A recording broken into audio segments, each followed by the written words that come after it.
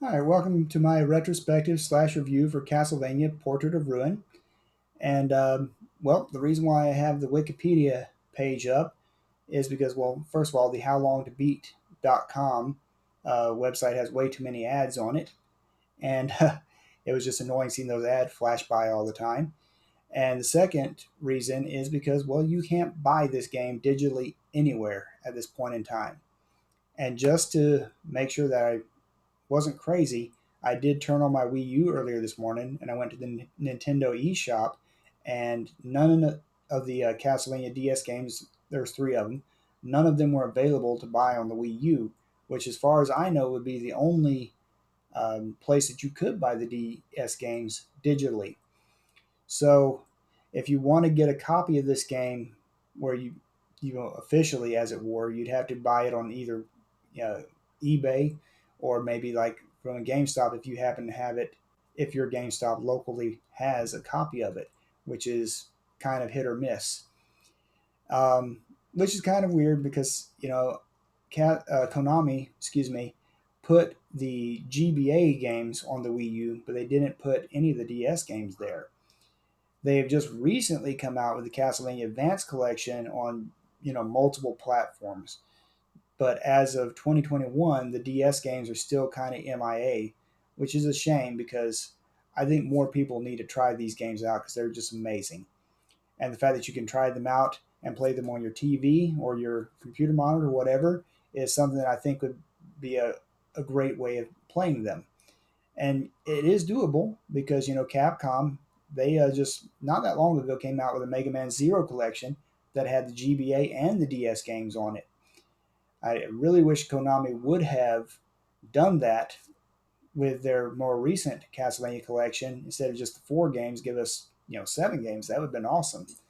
But that's hoping that Konami will you know do a good business decision, which is something they're not known for here as of late. But miracles happen. It may not be a pachinko machine, but they might decide they want to make a little extra money. You never know. Anyway, moving on, let me get into the actual game itself. First of all, I want to say the two websites I used for reference. And this one right here, the CastlevaniaFandom.com wiki for all Castlevania games, I used this one for the quest guide. Um, and if you don't want to really follow it, you could just kind of look through this requirements side here and just see what sort of items you need to get and make sure you don't sell. Um, because that's one of the things that I did is I messed up early on in the game, and this quest right here, the poison versus poison, I accidentally sold my longsword, and so I was unable to complete that game or that quest, excuse me, without restarting the game. So that's what I did. I restarted, and I made sure not to sell any of my items. Um, so if you want to avoid that pitfall, as it were, basically don't sell all of your items. Always keep one of everything that you find in the game. So that's something you can do. The other website I used as a reference here and there was the GameFAQs website, which has a lot of really good guides and whatnot on there. I more often than not just use the maps section, and that was helpful in certain areas for sure. So these are the two websites that I used sporadically during my playthrough. I didn't have like a walkthrough open the whole time while I was playing.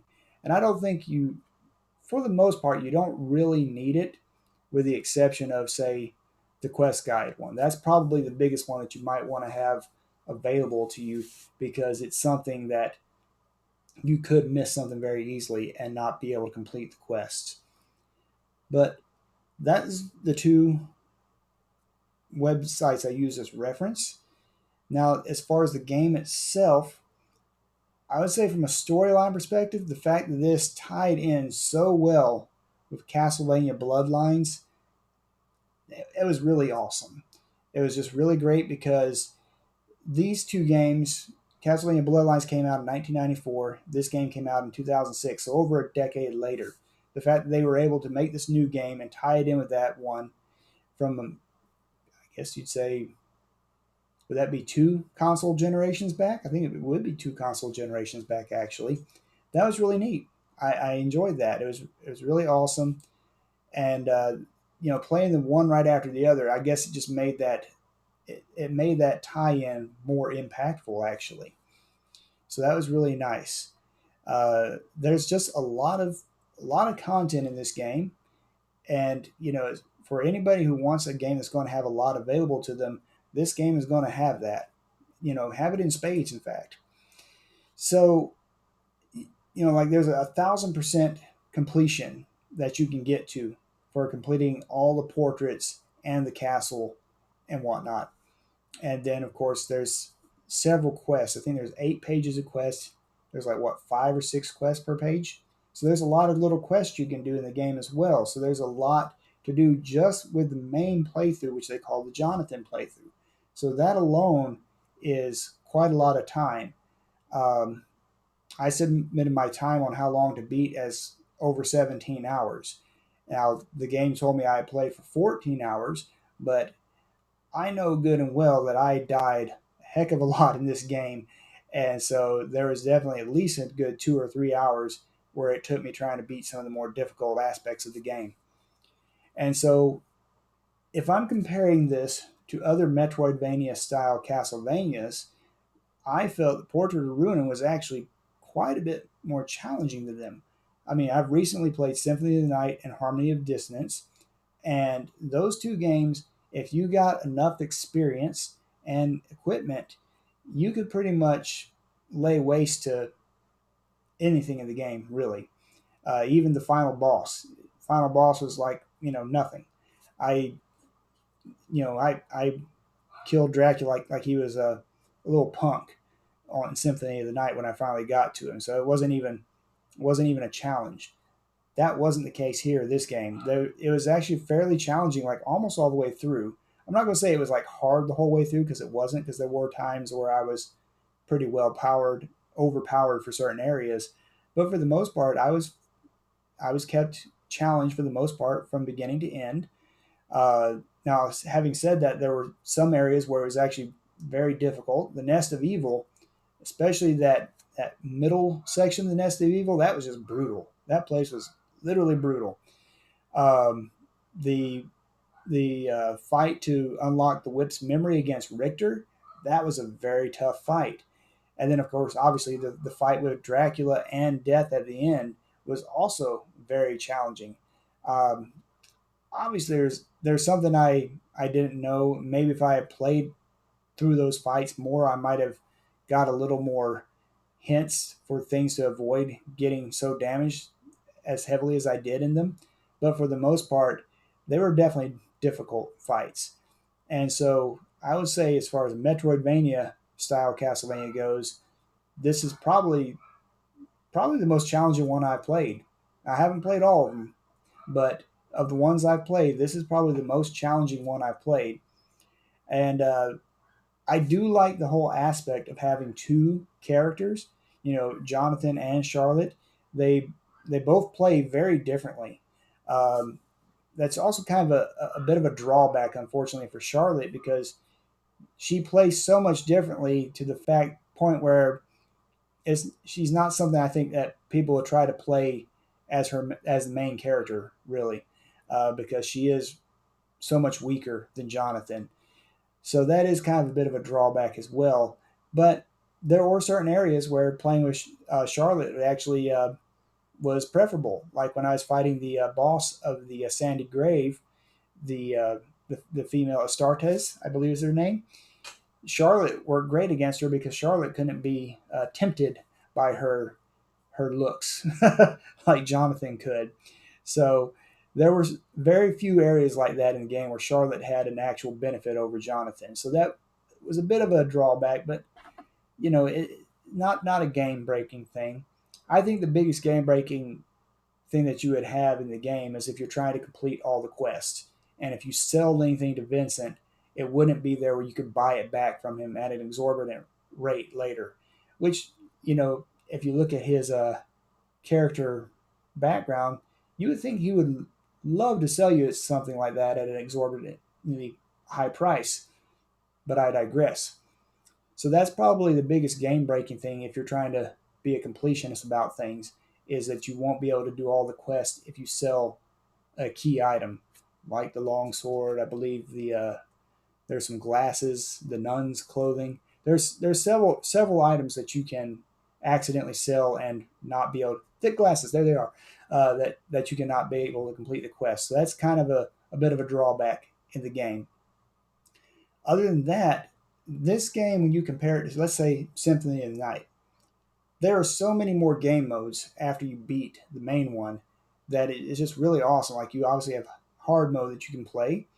You have Richter mode, where you play as Richter and Maria from Castlevania Rondo of Blood. You have Sisters mode, where you play as Stella and Loretta, and that serves as a prequel to the game. Now, I may try to make some videos on that. I just don't know how well that's going to play with the emulator. So, but I might try to do some videos on that here, in the future. But that would be a very interesting thing to play, just for that fact that they play differently, and it is a prequel to the game. So that's really neat. There's Old Axe Armor mode, where if you kill 1,000 Old Axe enemies, you can actually play as the Old Axe Armor through the game. So that's another way of playing through it. And then you also have the Boss Rush mode, which I actually played those this morning.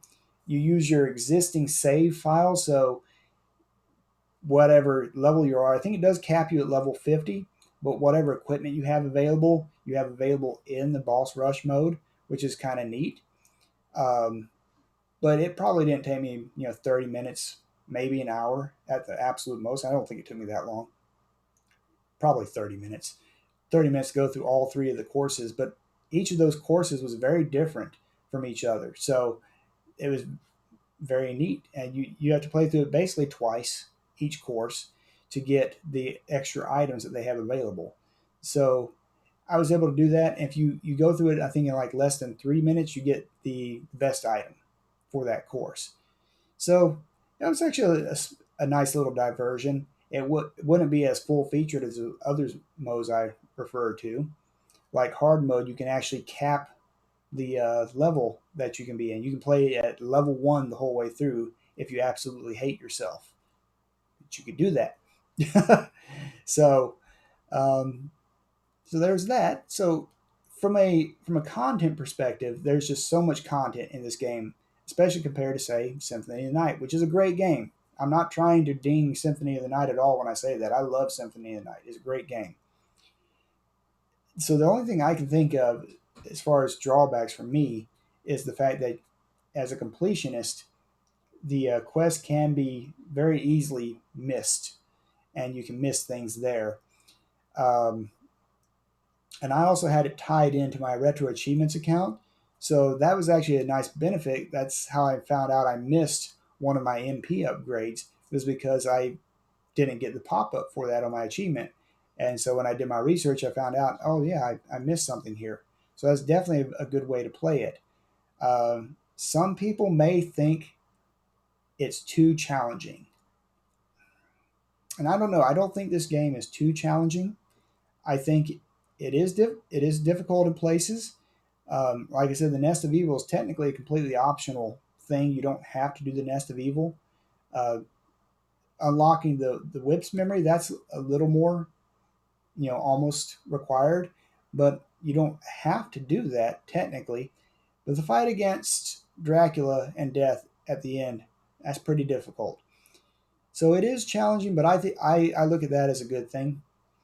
So if I were to give this a score, using my star method, I'd probably say this is a 5 out of 5. If I were going to go percentage wise, I'd say probably 95%, because it's not perfect, um, but it is a very good game, and I had a great time playing it. Now, one thing I will point out, when I was playing this with a RetroArch, I used the Melon DS core, and I think that's the best way of playing it. If you play with Melon DS on software rendering is actually much more accurate than OpenGL rendering. There were no artifacts or anomalies on the screen, and the Eye for Decay, which helps you with your exploration, actually works in software rendering mode doesn't work in OpenGL. So, yes, MelonDS software rendering works very well, and that's what I would recommend everybody play it on. You might be able to get the Des Moon core working better, but for me, it had like this static sound, and that was kind of annoying. And I didn't really put more forth much effort to try and figure that out. But that's okay. MelonDS worked for me, and I like the fact that you had different layouts that you could do. And so I used, as you can tell, in the vast majority of my videos, I used the full screen for the bottom screen the whole time, and that just looked a lot better. And you could use the right trigger to pull up, look at the top screen, as it were. So that's a great way of playing it, I think. And so yeah, that's what I recommend. Use MelonDS Core, and hopefully Konami will come out with this thing digitally so that people can buy it again. And I would say that, I enjoy playing it so much, I would probably consider buying it again and probably playing through it again because it was really fun. I'd say it's definitely worth your time, and I highly recommend Castlevania Portrait of Ruin. So thank you very much for watching this video, and we're getting pretty close to Halloween, so I hope y'all have a happy Halloween. Take care.